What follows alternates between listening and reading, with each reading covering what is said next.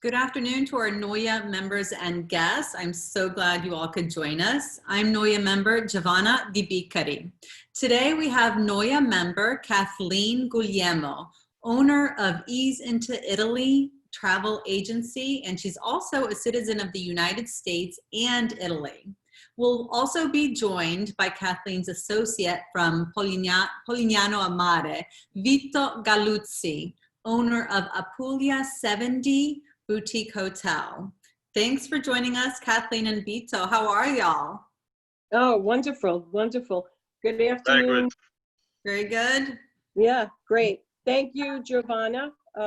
Thank you to the National Organization of Italian American Women for inviting us to speak to you about the region of Puglia. Absolutely. In 2005, I was searching on the internet. I wanted to find an Italian American organization to join and to do some volunteer work. That's where my association with NOIAW began. Since then, I have been fortunate to serve on the board. I have been a president for New York, and currently I am a coordinator for Westchester County. There you go. Love it. I am very happy to have with me today Vito Galluzzi. Vito is coming to us from Polignano a Mare, where he lives and owns Apulia 70 with his brother Danny. Vito also coordinates tours and travel for my clients who are interested in the region of Puglia. That's amazing. Vito, how's the weather over there? Here it's sunny almost every day, good temperature. You're making it summertime. Way to start this live discussion. Oh, it's sunny every day and it's beautiful. Yeah, Kathleen knows it. I know. I love Polignano. Well, let's get started. So we're going to talk about Puglia, which I have family in Puglia, so I have to be honest, I'm a little biased. I'm going to say Puglia is my favorite region, of course. Kathleen, let's talk about it. Tell me your view of Puglia and what you love about it. Sure, and I will begin by telling you that other than my friends in Puglia, my family actually comes from different regions of Italy. However, Puglia is one of my favorite regions. So my introduction to Puglia took place many years ago when I decided to join a cycling trip in the region. We cycled from town to town for 7 days, leaving from Matera in the Basilicata to Alberobello, to the Salento coast on the Ionian Sea, and to the furthest southern point of Santa Maria di Leuca, and along the Adriatic Sea, ending in Lecce. It was quite an experience. I bet. I returned with friends some years later to visit the hometown of their grandparents, the town of Grumo, outside of Bari. We stayed for 1 week in Monopoli, traveling this time by car from place to place. It was then that I visited Polignano a Mare, the very local town of Giovanna, outside of Bari, and the seaside town of Trani in the north. It was after these two very local hands-on experiences that I had a strong desire to learn more about Puglia. I wanted to know more about it so that I could recommend it to my own travelers. Puglia has since become, as I mentioned, my favorite region. Oh, yes. The people are friendly, they're warm, and they're welcoming. The region is naturally preserved, not overcrowded or touristy, and in my opinion, it's less expensive than other regions. Right. Puglia is an agricultural region. The cuisine is home country inspired, predominantly using local products. Some foods are simply prepared, but very fresh and delicious, as you know, Vito. I know. I should know. Because Puglia's location near the sea, the seafood dishes were abundant and each one tastier than the other. Puglia produces the largest percentage of olive oil in the country. It is by far some of the best that I have tasted in my world travels. At home, I use mainly the olive oils produced at Masseria Salamina in Puglia, and yesterday I received 18 bottles of olive oil. Wow. I bet you everyone wants to befriend you now. There are multiple family-owned vineyards throughout Puglia. I Mhm. had the opportunity to taste a wide selection in Puglia and at a NOIAW convention some years ago in Washington, D.C., where they featured Puglia as the region of the year. I prefer white wines and found the region to have a large selection. I love it. So those are really the reasons why Puglia for me is pretty outstanding. I And love so it. now Vito and I are going to talk to you about the places of interest Okay. that we recommend. And you wouldn't be able to visit all of these places. It would really depend on your timing.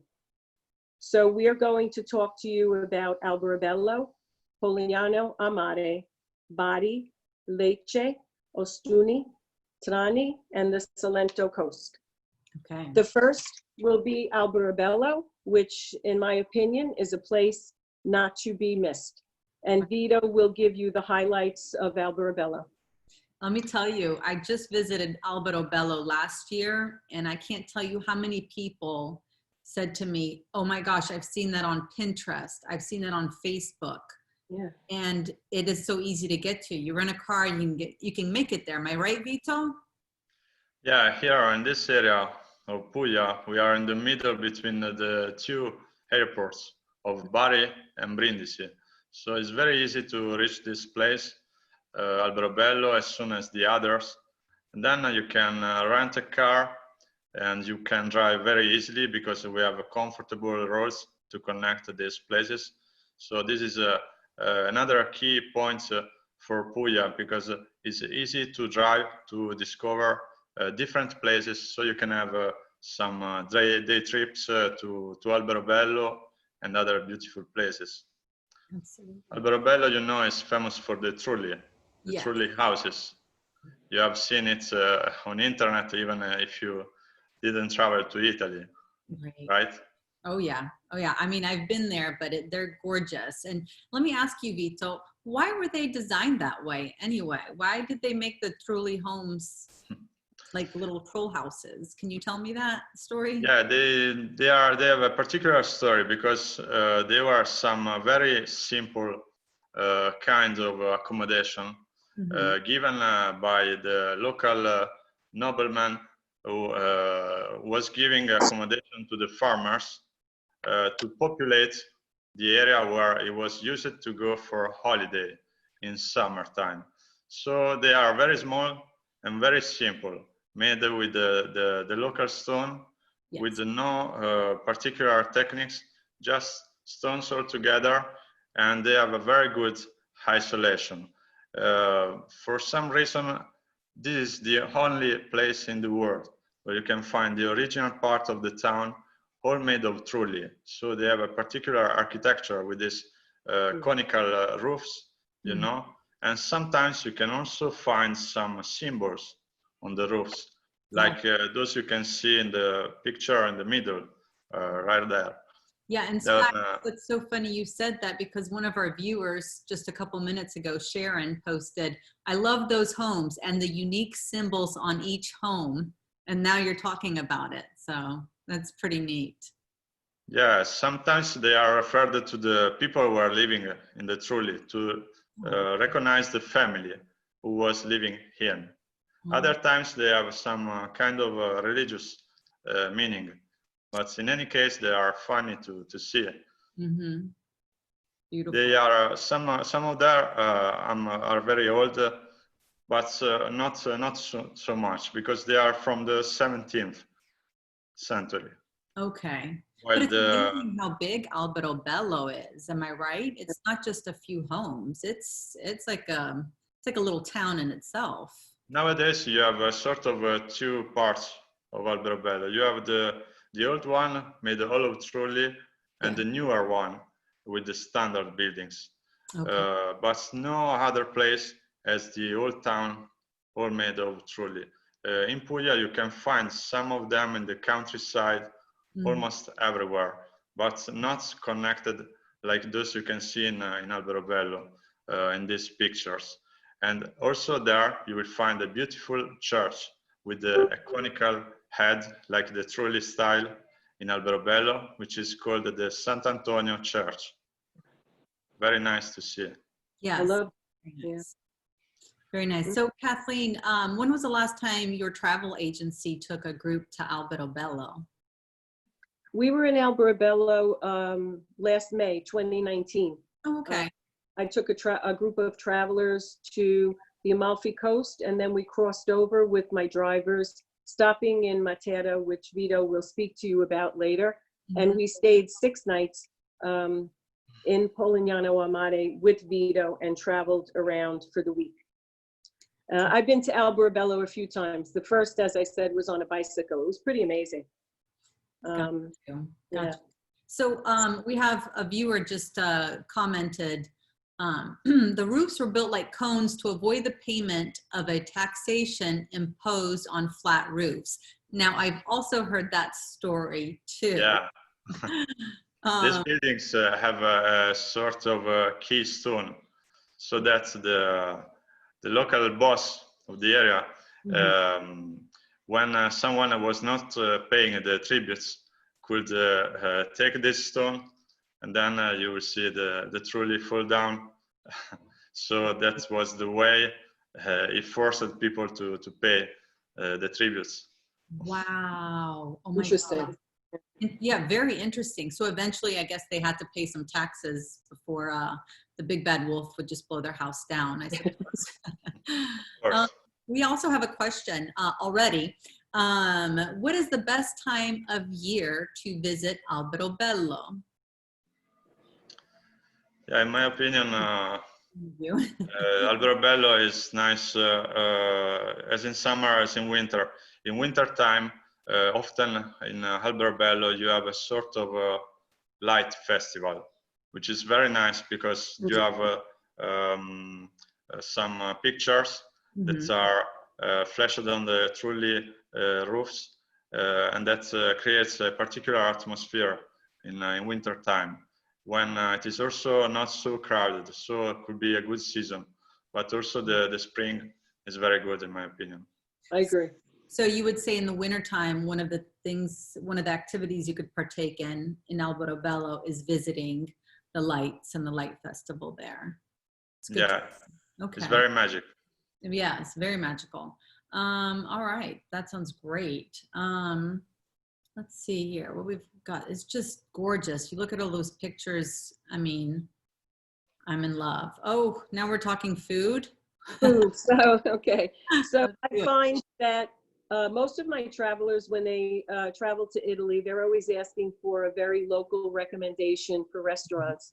So Vito and I tried to put some of our recommendations in the slide presentation, but we're happy in the future to provide other choices if folks would like some information. So Vito and I were in Alberobello together a couple of years ago, and we came upon Trullo di Oro, which actually, as you could see in the slide, is a cone-shaped structure. So we dined in the Trulli, and it was truly a wonderful experience.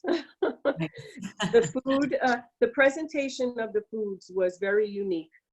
We had samplings of meats and fishes, and they were paired with very local wines, different varieties.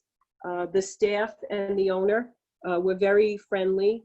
We met them in 2018 and returned in May of 2019. And it was a wonderful experience. Looks good. Highly recommend it. Looks good. So moving on, for me, Polignano a Mare is the place I prefer to stay near the sea when I'm in Puglia. And I like it very much because I like to have my travelers stay in a place where they can experience not only the sea, but in the evenings, be able to stroll into town. Polignano has an old town that's very enjoyable, and there's no better person to talk about Polignano than Vito. Vito, I love it. And this is another place I discovered last summer too. And I think a lot of viewers are going to relate to this because they've all seen this, seems like a restaurant inside of a cave right on the shore. Vito, can you tell our viewers what that restaurant is called? Right. Some people know Polignano because of the restaurant inside the cave, which is one of the most beautiful locations in the world. And of course, it's an amazing location. Some other people have heard about Polignano thanks to the Red Bull Cliff Diving World Championship. Oh, wow. Another amazing event that we have every year here in Polignano, with the best divers of the world jumping from 27 meters on the sea level. Very nice. Insane. And also, this is the place of birth of Domenico Modugno. Do you know the song Volare? Yes, very Yeah. well. Okay. He was the author of the song Volare, maybe the most famous Italian song in the world. So he was born here, and maybe you can see the statue in one of these pictures. That is Domenico Modugno from Polignano. Here are some, the first inhabitants in Polignano were here about 5,000 years ago. Wow. So we also have some historical sites you can visit in the area of Polignano. And also we have an old Roman bridge that was a connection on the way from Rome to Brindisi for the Romans. Yeah. Wow. And, we have some very tasty, very good restaurants together with the one in the cave, but here we have good fresh food because Polignano only has tourism and agriculture, fresh fruit and vegetables, first of all. And the other thing is that we have the blue flag. In Italy, it means one of the best places for the quality of the water and for the environmental policies. Polignano is won for 12 years per row till now. So this is recommended. It's fascinating history too, Vito. I love hearing all of the fascinating history. And let me try to hit some viewer questions. We've spent so much time on this area already. I want to try to knock out a couple of questions real quick. A couple of people are saying they're related to Volare, the author of the song, or that they have the last name Volare. Kathleen, your agency helps people discover or rediscover their family roots in Italy. Can you give me a little quick comment on that? Sure. Over the past 15 years, I've had many travelers who are not only interested in visiting Italy for the culture, but also for searching for their family and their ancestors. So, and I too were part of that, as my search for my ancestors and my quest to become a citizen took 12 years. So some travelers will call me and say, you know, we'd like to do a little bit of touristy traveling, but we'd like to visit the hometowns of our relatives. So they know the places, the locations. I just had a traveler last year who flew to Milano and on the way to Venice went to the two very local towns in the north where her grandparents were born and lived and met their relatives there. I've had many clients from the local area here of Dobbs Ferry, which is the next town to where I live. Yes. Their family, many of their family members are from Zungoli, which is in the Campania area. And they were very happy to learn that they could fly to Naples and my drivers would pick them up and take them for a day or even a couple of days to visit the town of their ancestors and to meet their relatives for the first time. It's actually a very rewarding feeling in my business to help people to do something like that. I love hearing that because you make it sound so attainable. It might not be simple in every case, but it's attainable. It can happen. And then you have this another picture up here on the PowerPoint, Castellana Grotte. Can you tell us about that? is another nice place, not far from Polignano. You can reach this place in about 10-15 minutes. In these pictures, you can see a sort of a big hall that is on the ground floor. So this was a place where in the past people were used to pull the garbage in. So when some people wanted to go in to explore the area and to clean, they discovered there was this beautiful site with natural stalactite and stalagmites. So nowadays here we have a complex site with karst caves for a total of 3 kilometers, where you can have a nice tour with an Italian or English guide. They were discovered in 1938 from Mr. Franco Anelli. I love it. I imagine it feels air conditioned down there too, being underneath. Natural air conditioning. All right, well, let's see the next PowerPoint. This is so exciting. I love Puglia anyway. Just I have to agree with you, Kathleen. It feels undiscovered. It feels genuine, authentic. And to me, I have to agree with you again, Kathleen. I find it, the things are not as expensive as other places in Italy. So, okay, tell me about this restaurant. Okay, so I included Ristorante Fra because it was a location and a very local experience for my travelers in May. It is a restaurant that was owned by a friend of Vito's, and the menu included very fresh seafood that was prepared in a very local manner, as you could see up there. And it was very interesting that they also prepared a whole wheat rigatoni pasta, and with it, they mixed in some almonds and different types of nuts. And it also had very wonderful homemade desserts, which everyone loved. I love it. Yeah. I love it. All right. Let's go on to the next PowerPoint, shall we? Okay, so next is the city of Bari, which I will talk a little bit about, and then Vito will give you his comments on it. Okay. So I had been to Puglia probably for 4 or 5 times without visiting the city of Bari.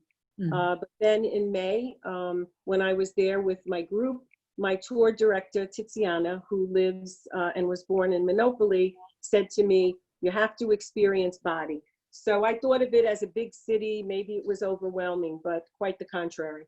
So Bari has a new section where a lot of my travelers were happy to do a lot of shopping and, you know, have a cappuccino along the road and a gelato. But for me, the real deal was experiencing the old town of Bari, which is very similar to the larger Italian cities where you have the long, narrow streets. And in one particular section, as you could see on the top right in the slide, whole street outside of the kitchen, the folks were preparing taralli, which is the local snack, and they were preparing homemade orecchiette, which is the pasta of the Puglia region. I just wanted to stop for Vito to explain to you about taralli, because as you could see in the middle there, the ladies were very happy with it. But it has a special meaning in Puglia. So Vito, taralli. Yeah, here in Bari, you can have a really authentic experience. You can just walk in the streets in the old town. You can see women, local women, just preparing their lunch, and they will be happy to share the preparation with you. So you can learn how to make orecchiette or taralli. And another specialty from the area, for example, is focaccia, which is for with some fresh tomato and olives instead. So the most authentic part of Bari is in the whole town. Then you also have a nice area for shopping. So the ladies will be happy for that too. I'm sure we love that stuff. And you know, I like what you say there about how the women are welcoming and will show you what they're doing and how they're doing it. And I feel like what a great way to immerse yourself in Italian food and culture. Am I right?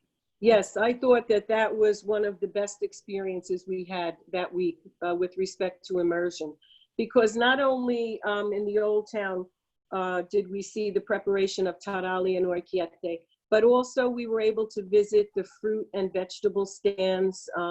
We were able to just stand around and chat with the local people. They were very friendly.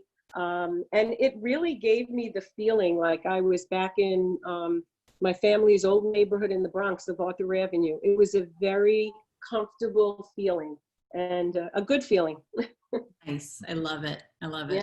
So we've got Basilica San Nicola. One of our viewers just commented and asked if you'd been there. Yeah, Yes. this is another place you can find in Bari. Okay. Gorgeous. You know, San Nicola is the local patron saint. It's very important for people from Bari. And this place is a particular church, a sort of a Romanesque church, where you can find also an Orthodox cult. So we have many people coming from Russia to visit this church, because there are many Orthodox people that pray for San Nicola. That's so And interesting. Wow. Yeah. Yeah, quite unique, because usually you cannot find two different cults in the same church. Right. Very rare. I agree totally. All right. Let's see what the next slide shows, shall we? I wanted to mention, Yeah. you can stay here, but I wanted to mention, if you visit the old town of Bari, and if you visit San Nicola, I highly recommend that you visit with a local tour guide, because a lot of the history that Vito just discussed, you wouldn't know that unless you had someone who was experienced. And Kathleen, that's why we have you, and that's why you have Vito. It's all works out. It's a win-win for all of us. I love it. I love it. For we're our a good viewers, team. say that again. I'm sorry, Kathleen. We're a good team. We work well together. Yes. And actually, I want to comment that anytime I have travelers who travel to Italy, to Puglia, to any region, and they all come back, and in 15 years, I've never had a negative comment. But I have to say, the first thing that I do is I have to reach out and thank my team in Italy for making these experiences so real and so authentic for my travelers, because really that's what makes my company successful, are the people and the team in Italy. It does. It Mhm. has this effect. You have to, I mean, it just has this positive effect, a domino effect, I guess you could call it. And for our viewers watching, if you're from any part of Puglia, please, or your roots, please just comment and let us know what part of Puglia, we're interested in finding out more. And someone just asked about this PowerPoint slide. We will be showing this. We'll leave it on Facebook, but we'll also share it in a couple of days on our NOIAW website. So you can watch it as much as you like, and we'll share it on NOIAW's YouTube page. So I'm glad so many of you guys are asking about it. We've got, Kathleen, great PowerPoint anyway. I mean, we've got people loving it. I love this. Yeah. And this also is, my thanks at the end will go out to my colleague in the United States who's on my team here, Sandra Minstis, who is a marketing expert. So Sandra is really the one who understands my passion for the country, and I send her the photographs, and she puts it together so that we could, relay it to you in a way that it has an impact. And she really is responsible for preparing all of the brochures for my company, also the yoga retreats, which we will talk about later on. That's great. That's great. If you guys are loving this PowerPoint presentation, or you have some love for Kathleen or Vito, show us some love and heart, or like our video, our live stream. All right, so now we're on to Lecce. Tell us, Kathleen, what do you like about Lecce? So, actually, as you go to the southern part of Puglia, you will arrive in the city of Lecce, which many people view as the Florence of the South.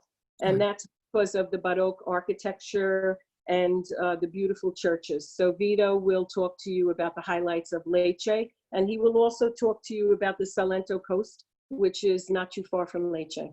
Awesome. Yeah, Puglia has a long shape, so Sometimes people think that it could take too long to reach Lecce from the area of Bari, but really we have a very good connection. So from my area, from Polignano, for example, you are there in 1 hour, thanks to the good connection. You can find a city which is very easy going, very relaxing.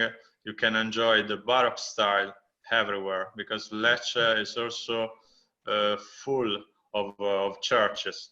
You can find the cathedral, the Basilica di Santa Croce, the Roman amphitheater. This is in the central square of Lecce, the square of Santo Ronzo, patron saint of Lecce. Yes. You can also find the castle of Charles V. And then the area all around Lecce, you know, is called Salento. Salento is the southern part of Puglia, where you can find some of the most beautiful Italian beaches in some places like Torre dell'Orso, Gallipoli, Porto Cesario. You can find also a beautiful site called Grotta della Poesia. There are so many. We just made a little selection in this presentation, but we can tell you much more. It's okay. It's like a teaser. You hook them in. Everyone's going to be calling Kathleen's Ease into Italy travel agency. Kathleen's going to be on the phone with Vito. Okay. Need you and your brother. Stat. Yes, we are on the phone often. Are you? Okay. Very good. I love it. And it, you know, I didn't know it was known for Baroque style. Who knew? Yeah. I love Baroque style. Very nice. So, we're going to move on here now. And I just wanted to note then, when I'm preparing the itineraries for the travelers, I like to incorporate not only the historical cities, but also many folks would like a special cultural, very local experience. So we do that with cooking lessons, visits to vineyards, to olive groves. But first, before I move on to those experiences, Vito is going to talk to you about the city of Matera, which is in this part of the presentation, because it is in the region of the Basilicata. And Matera was the 2019 European Cultural Capital, and it is, in my opinion, a place not to be missed. Right? Yeah, Matera is a UNESCO heritage thanks to the Sassi. Sassi are the areas of the town. Sasso Caveoso and Sasso Barisano are very old parts of Matera, and this is actually one of the oldest towns in the world. Matera is considered the third oldest city after Aleppo and Jericho in the Middle East. Wow. When you look at Matera at the sunset, you can see something like in the picture. You can see in the middle with this beautiful orange lights everywhere there that start to illuminate the night of the city. And there is a very long history, because Matera for a while has been considered a sort of a shame of Italy, because the hygienic conditions were not good till the last century, because the original houses there were just some little caves where families of even 5, 7, 8 people were living together with animals with not so much space. So the local population was also forced to move away from their home, and they were building some new houses to improve the conditions. And then in the meantime, they were renovating the old houses, enlarging this kind of caves. So nowadays, usually these buildings have a more standard entrance, and then on the back you can find the original cave where the house came from. Wow. So people were able to come back. So we've got modern in the front and history in the back. Yeah. Amazing. Matera is also another city that I highly recommend folks visit with a tour guide, because you can't really walk through Matera and understand and learn what Vito just talked about. Gotcha. Yeah. Gotcha. And get lost in Matera. Oh, yeah. I don't want to get lost. It would mean Very easy. it's already very easy to get lost driving anywhere for me. So I It can is. see that walking through a city. And somebody just commented, CD, one of our viewers, said they filmed The Passion. I'm guessing our viewers referring to The Passion of the Christ movie. Yes. There. That's Yes. interesting. What a good little tidbit to know. Okay. And there's also a book that was written. It's called Christ Stopped at Eboli. Is another book that took place in Matera. The story took place in Matera. Okay. And there are some others too, if folks want to know. Very nice. All right, let's see what this slide is.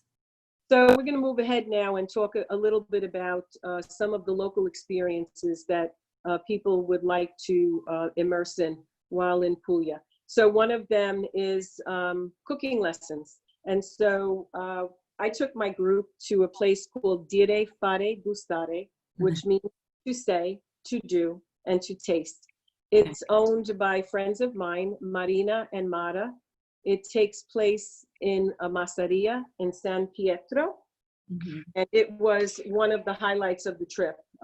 So during our experience with Mara and Marina, we learned about the fresh foods and the ingredients used in their preparation of their dishes.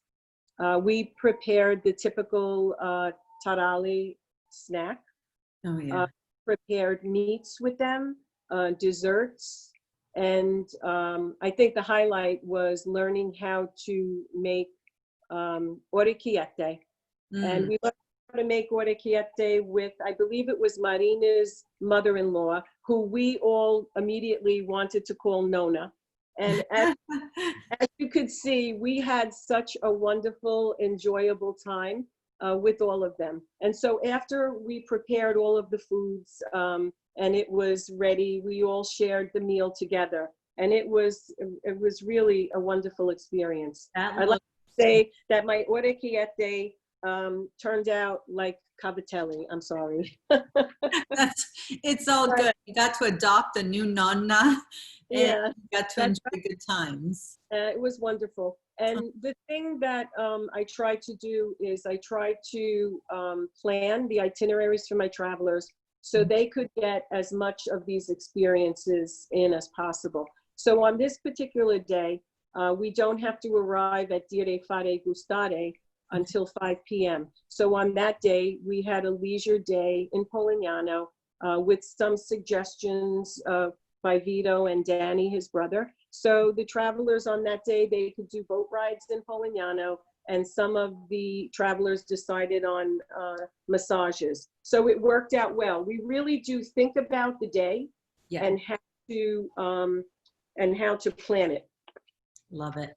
Yeah. That's great. So the next, on to the next highlight. So one of our days in the morning, we arrived at Masseria Salamina, which is owned by Filippo and his family. It is an agriturismo. As you could see, it's quite beautiful. It looks like a castle. They offer very beautiful accommodations.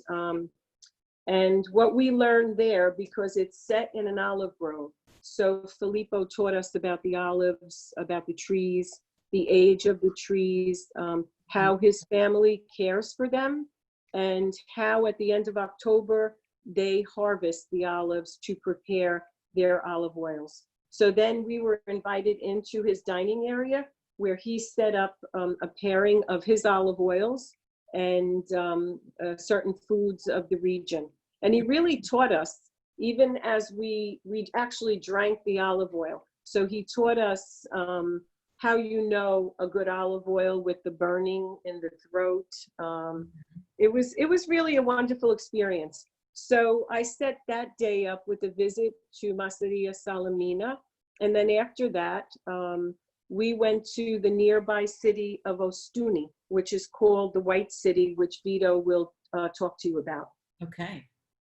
Yeah, Stuni is another place you can consider to visit. Is on the way to the south, starting from Bari, and in the direction to Lecce, to the south. Stuni is on a little hill, and it's called the White City because when you look at this place from the outside, it looks completely white, and as a nice old town with narrow streets like in the local tradition, and often they are not straight. So again, it will be easy to get lost there. Also, thanks to the many steps you have to do up and down. Yeah, I like they it. again they have the patron saint Santo Ronzo with the statue just there in front when you enter the old town of Ostuni, and then you can enjoy a good ice cream in the square, which is quite good. What a great reward after doing all those steps, right? Yeah. I love it. It has wonderful little restaurants too. Great. Osterias, yeah. Oh my Fab- goodness. That looks amazing. I feel like I need to go have like a party at that castle. Just give me a reason to have a party and I'll go. Yeah, you mean the Masseria Salamina, sure. And actually, Vito and I are hoping to incorporate a day at the Masseria in our yoga retreat next year. Great. Yeah. That's great. All right. And so the vineyard? So the vineyard, of course, everyone who contacts me about going to Italy, everyone wants to experience a vineyard. Okay. So here in Puglia, in Martina Franca, we visited I Pastini Organic Vineyard, which was the recommendation of my tour director, Tiziana. Okay. So we toured the vineyard. We learned how they process the grapes from the vines through fermentation and to bottling. And then they invited us to their tasting room, which was so beautiful. It actually overlooked the vineyard. And at that location, we tasted several of their wines, red and white, which they paired with local foods. Okay. So it was really a wonderful experience. And I know there are many vineyards throughout Puglia that we don't probably talk about. It's just but it's always fun to visit one. Yeah, it is. It was great. All right, let's see your next slide, Kathleen. Okay, so my next slide is really my conclusion. Okay. And in my conclusion, as I said, I always want to give thanks to my team in Italy because they're really the reason why my business has been so successful for 15 years. So Vito, again, I can't thank you enough for taking your time, and I know it's the evening hours there, to be with us, because you really are the wealth of information for Puglia, and I've learned a lot from you over the years. So thank you. I'd like to thank my tour director, Tiziana. I'd like to thank my drivers who took the trip with me from the Amalfi Coast through Puglia for the whole time, Giuseppe and Luigi, who are drivers for Giovanni Guida, who owns a company in Sorrento, Joe Banana Limo Drivers, and I've been working with them for 15 years also. So I'd also like to thank Marina and Mata, the owners of Dire Fare Gustare, and Filippo, the owner of the Masseria Salamina, for giving me the permission to use photographs of their business and their place to present to the members today. And again, as I said before, Sandra Minces, my marketing consultant in the United States, really is able to show people in her PowerPoints and brochures the passion that I have for my heritage and for Italy. So thank you all very much. Thank you, Giovanna. Oh, that looks great. So before we go, let me, I know we've run out of time, but let me go over a couple more things and a couple more viewer comments. Kathleen, if you could backtrack your PowerPoint slide to any one of those beautiful pictures, just anything for us to just gaze at and enjoy, that would be amazing. If that's possible, we'd really like that. And then in the meantime, let me ask a couple of things here. So you mentioned yoga retreat. So what year, real quick, what year, what month, and what are you going to do? So real quick, we do yoga retreats in Italy already. My family owns a villa near the sea in Tuscany where we've been very successful. So I spoke to Vito then about having a yoga retreat in 2021, maybe in the fall. It's usually 6 or 7 nights. My niece, Stephanie, and my nephew, Adam, are yoga instructors in a studio in Manhattan. So they will be with the group for the week. And what we do is on a daily basis, Vito and I will incorporate their yoga and meditation along with their local visits to cities and some of the cultural experiences. And we have already decided where in the Puglia region they will do their yoga in Polignano, near the seafront. Yes. And on the sea in a beach club. And we're hoping that Filippo will allow us to also take the yoga students to the Masseria Salamina. Okay. All right. Vito, how long of a stay is best for tourists, in your opinion? How long should tourists stay for? The longest, the best. Okay. I think that's we focused on some of the places you can visit in Puglia, of course. Maybe these are the most growing destinations, and these places are very easy to combine together. So you can have a trip of 1 week, and if you are going very quickly from one place to the other, you can see many of them. But I would consider at least 1 week, but even 2, especially if you want to add some more places that are nice in the north of Puglia, because that could be another focus with some more nice places like Vieste, Monte Sant'Angelo, Peschici. There is also the famous Saint Padre Pio there, so it's religious tourism for all Italians, you know. So you will need so much time, but if you don't have many days, this area, the central southern Puglia, is the best choice because you are in the middle. You can see together Polignano, Alberobello, the underground caves, and you can also be in Matera in 1 hour or Lecce in 1 hour. That are the more far places. I love it.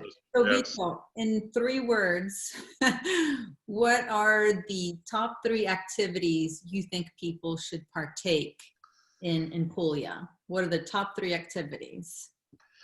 I think for those who are visiting Polignano, boat trips are very nice. You can discover the sea caves that are beautiful, unique here. Then you can have food and wine tours. Are very nice to enjoy, eating also like locals. Right.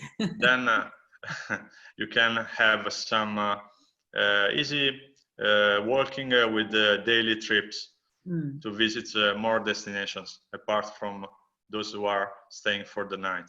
Okay. Kathleen, what do you think is the best month to visit? I mean, we have a lot of viewers and they're probably gearing up, getting ready to call you right after this. But what do you think is the best month for tourists to go to Italy? Well, there's a couple of different things, okay, that go into that answer. So it really depends on the travelers. For myself, I've been to Puglia in April. I've been to Puglia in May. It's quite lovely. The weather is comfortable. I've been to Puglia also in September, which is wonderful. The other thing is that you know, all travelers have very different budgets. So for me, I need to hear from them what their goals are, what's their vision of their trip to Italy, what do they want to accomplish? And then from there, we'll talk about a budget and we'll talk about at what time of year they could accomplish those goals. Gotcha. Okay, that sounds great. Very good. Kathleen, real quick, what other excursions do you recommend to plan prior to visiting Puglia or post visiting Puglia? Well, I put a lot of thought into the trip that the group that I took to Italy in May. And what I did was my group flew to Naples And for 3 nights, we stayed in Sorrento, also at the hotel of another family friend of mine. And so for those 3 nights, we toured the Amalfi Coast with my drivers. I offered one day folks to take a boat trip to Capri. And if you've been to Capri, maybe you would like to go to Ischia. I took a group to Ischia. We also, through my colleague Giovanna Guida, we also had a cooking lesson in Sorrento. And then from there, our drivers took us across to Polignano, and on the way, we stopped in Matera with a private guide, and then we proceeded to Polignano, where we stayed for 6 nights with Vito and Danny, and we traveled around Puglia from there. I love it. I love it. So, Kathleen, we have a lot of viewer questions and comments, and I don't think we're going to be able to. I don't think we're going to be able to get to them all in time. Do you, would you enjoy maybe writing back or replying to some of the Facebook comments? You and or Vito? Sure, we'd be happy to. Yes. Okay, great, great. Because we have a lot of people, a lot of questions. Of course, a lot of love for the Puglia region and Italy. And so I just want to thank you guys so much. Again, for everyone that's watching, we'll keep this on Facebook. We'll have it on NOIAW's website and our link to our YouTube website as well. So Kathleen, Vito, thank you. Grazie mille for everything. There you go. It was our pleasure. Thank you. Thank you, Giovanna. Thank you, Kathleen. All right, maybe you guys will join us again. How about that? Buona serata. Okay, buona serata. Yes. Good night, Vito. Ciao. Bye. Ciao.